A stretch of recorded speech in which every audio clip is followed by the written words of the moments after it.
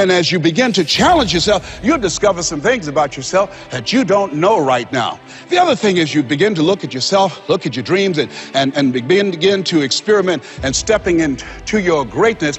One of the things that's very important, whatever goals and dreams that you have, repeat after me, please. Make your move before you're ready.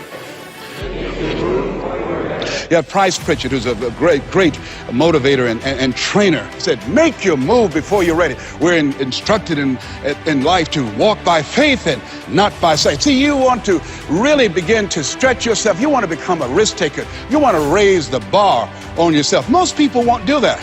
See, most people engage in low-life living, low-risk living. This, God said, if you're not willing to risk, you cannot grow. And if you cannot grow, you cannot become your best. And if you cannot become your best, you can't be happy. And if you can't be happy, then what else is there? I like what Helen Keller said, life is short and unpredictable. Eat the dessert first. And so you want to begin to take some chances. You want to begin to challenge yourself and make it okay to fail and learn from your failures. Don't allow fear of failure and the allure, the attractiveness of playing it safe in life to draw you in. You can't get out of life alive. You got to die to leave here. A lot of people who are biting their fingers in fear that they might lose their jobs. But there are few people who have decided within themselves, I'm going to make it. Some people aren't waiting to be cut. Some people are moving on their own because they feel within themselves, I've got what it takes to make it. They're not afraid about tomorrow because of how they see themselves, because of what they feel that they deserve, because of what they feel that they can create for themselves. Because these people have decided, as they look at the future, as they look at themselves, there's a way. Where there's a will, there's a way for me to begin to create a way out of no way. And when you have that kind of consciousness, when you have that kind of spirit, nothing can stop you. Nothing. What would your life be like as you look toward the future if you decided, I'm not going to allow my fears to stop me? What would your life be like?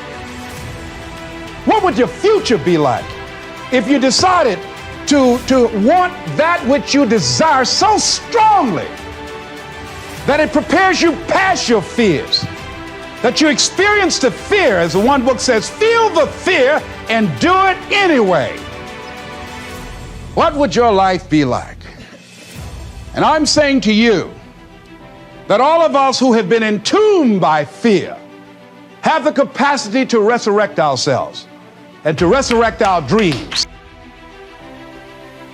I want you to look at something right now. Think of some major goal you want, or maybe it's one you're already working on and you have experienced a lot of setbacks, a lot of defeats. You've experienced a lot of disappointment. Maybe you've already given up, and maybe you just need a little fire, a little encouragement to get back in the game again. Here's what I want you to look at. There are winners and there are losers, and there are people who have not discovered how to win. And all they need is some coaching. All they need is some help and assistance, just a little support.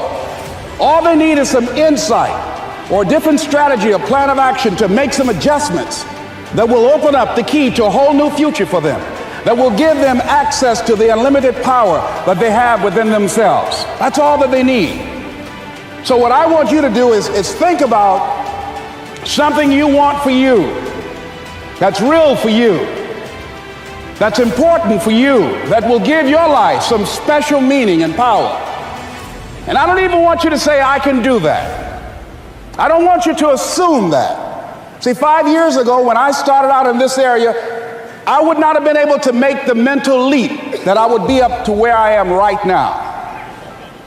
I don't want you to begin to just psych yourself out.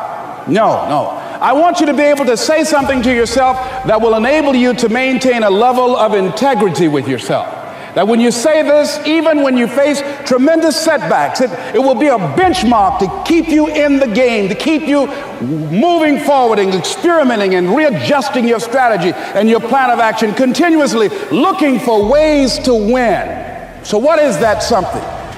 When you got an idea you want to move on, you might not have the money, you might not have the education, you might not have the support or the resources you need.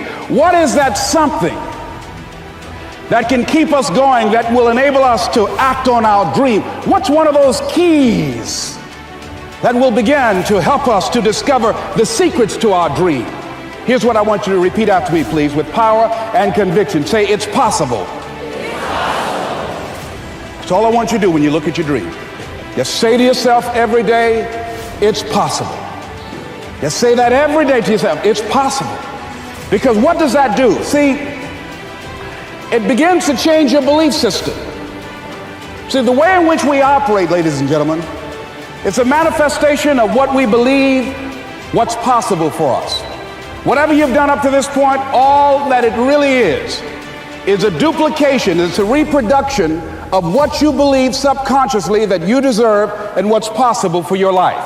Before April 1954, the common belief, the universal belief, because it had been tried again and again and again and people had failed, the belief was that man was not physically capable of breaking the 4-minute barrier, that he could not run a mile in less than 4 minutes. That was the belief on the planet. It had never been done. But here's what happened, ladies and gentlemen. Roger Bannister came along and he broke the 4-minute barrier. Now here's what's significant about that. Since that time, up to this day, over 20,000 people have done it, including high school kids. What changed? 20,000 people, what changed? Here's what happened when they got on the track. They knew it had been done. And because they knew it had been done, there was a new belief about this barrier, about this goal that was unreachable. And those 20,000 people got in a race believing, knowing in their heart that someone had done it, that it's possible, that they could do it. And I'm saying that if you know anybody that had some goal, some dream, something they wanted to do, and they did it, then I'm saying that you know in your heart that if someone has done it, then you can do it. It's possible. And that if someone can make their dream become a reality, that it's possible that you can make your dream become reality. If you constantly remind yourself after every defeat, after every setback, every time you get knocked down, I've got a saying, if life knocks you down, try and land on your back, because if you can look up, you can get up. See, a lot of people, because of failure, they stop believing. Let me share something with you. You will fail your way to success. Yes. 8 out of 10 millionaires have been financially bankrupt. You will fail your way to success. It doesn't matter how many times you fail. It doesn't matter how many times people tell you that you can't do it. It doesn't matter if you don't have a dime in the bank. You will fail your way to success. And we live in a world where we're told more about our limitations rather than our potential. How many have ever been told that you couldn't do something? Raise your hands, please. You know, MIT did a study that if I say to you, you can't do that, that 16 people have to come along and say, you can do that, you can do that, you can do that, to neutralize that. And the 17th statement that you hear, you can do it, will be the one that will finally stick. So you have to watch who's speaking into you. You've got to begin to monitor your mind. And you've got to begin to literally be proactive in programming yourself to success. Be ye not conformed to this world. Be ye transformed by the renewing of your mind. You've got to take responsibility to make that happen. And as you begin to do that, you'll begin to see some incredible changes in your life. I understand now when Earl Nightingale said, all of us are self-made, but only the successful will admit it. As you begin to look at your dreams and look at your goals, write this down. Make know your vitamin. See, most people stop short of their dreams and park and get off the highway of life because of the rejections of life. You will always be rejected. It's no big deal. Jack Canfield said rejection is a myth. It's not like when somebody says no and then they slap you. No, it's just, to me, make no your vitamin. Get excited about the no. Why? Because every time someone says no, that brings you another step to a yes. You're getting closer. Trust me, you will win if you don't quit. You will win if you don't quit. Even a broke clock is right twice a day.